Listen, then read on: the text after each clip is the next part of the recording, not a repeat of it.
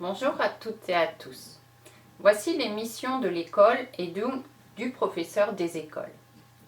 Premièrement, la loi d'orientation du 10 juillet 1989. Dans cette loi d'orientation de 1989, les missions de l'école sont définies dans l'article 1. Le droit à l'éducation est garanti à chacun afin de lui permettre de développer sa personnalité, d'élever son niveau de formation initiale et continue, de s'insérer dans la vie sociale et professionnelle et d'exercer sa citoyenneté. L'école a une mission d'éducation du futur citoyen. Ceci est lié à notre système républicain et démocratique. Le rôle de l'école, de la République, est de former les futurs citoyens. D'où la nécessaire existence d'une école publique et laïque qui a alors 3 missions principales. Premièrement, transmettre les savoirs d'une génération à l'autre.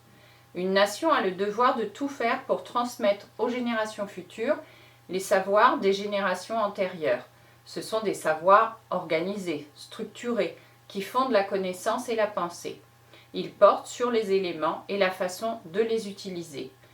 Ces savoirs permettent la construction de l'individu et la mise en place de compétences propres à inventer de nouveaux savoirs. L'école doit transmettre les savoirs anciens et permettre la création de nouveaux savoirs.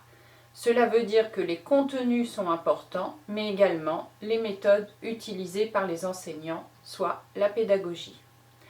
Deuxièmement, l'école véhicule les valeurs d'une nation. La nation française véhicule un nombre de valeurs clés qui font son rayonnement dans le monde, mais qui doivent sans cesse être refondées. Les plus fondamentales sont l'universalité des droits de l'homme, la valeur accordée aux droits humains, les libertés individuelles, l'importance de la création d'esprit, les arts, les sciences, etc., la solidarité, la reconnaissance de l'autre, etc. Dans l'enseignement, cela se retrouve dans les arts, les sciences, les modes de vie à l'école, le respect des autres, la citoyenneté, les comportements à l'école, etc. Troisièmement, l'école intègre une culture. Chaque individu doit se reconnaître dans une culture donnée. L'école doit accomplir une mission d'intégration et donner aux élèves les moyens de s'insérer dans la vie adulte.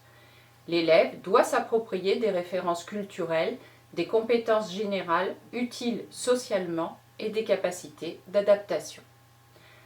Grand 2. Le Code de l'éducation aujourd'hui. Le Code de l'éducation regroupe depuis 2000 tous les textes de l'éducation nationale et réalise les mises à jour sur le site Légifrance. Voici le livre premier qui concerne les principes généraux de l'éducation et le titre 2, Objectifs et missions du service public de l'enseignement. C'est un article qui a été modifié par une loi du 24 août 2021 qui conforte le respect des principes de la République. Donc il y a 2 chapitres. Voici le chapitre premier concernant les dispositions générales. Je cite, « Les écoles, les collèges, les lycées et les établissements d'enseignement supérieur sont chargés de transmettre et de faire acquérir connaissances et méthodes de travail. Ils contribuent à favoriser la mixité et l'égalité entre les hommes et les femmes, notamment en matière d'orientation. Ils concourent à l'éducation à la responsabilité civique, y compris dans l'utilisation d'Internet et des services de communication au public en ligne, et participent à la prévention de la délinquance. Ils assurent une formation à la connaissance et au respect des droits de la personne, ainsi qu'à la compréhension des situations concrètes qui y portent atteinte.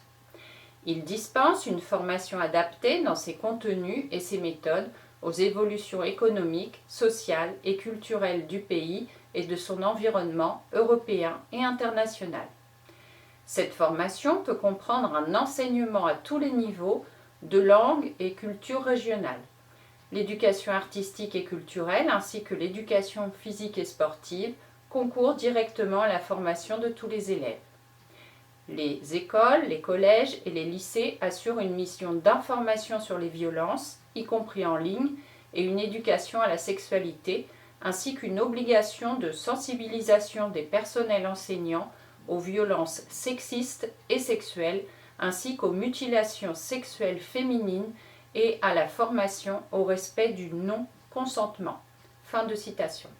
Chapitre 2. Objectifs et missions de l'enseignement scolaire. C'est un article qui a été modifié par la 3e loi d'orientation de 2013 en y ajoutant le socle commun. Je cite.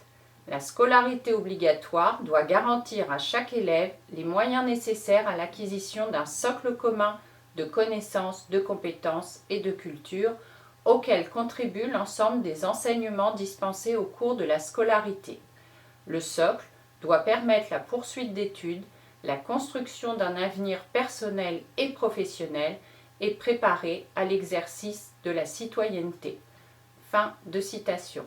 Je me suis donc appuyée sur la loi d'orientation du 10 juillet 1989, la loi d'orientation et de programmation pour la refondation de l'école de la République, soit la 3e loi d'orientation du 9 juillet 2013, et sur le Code de l'éducation. À bientôt!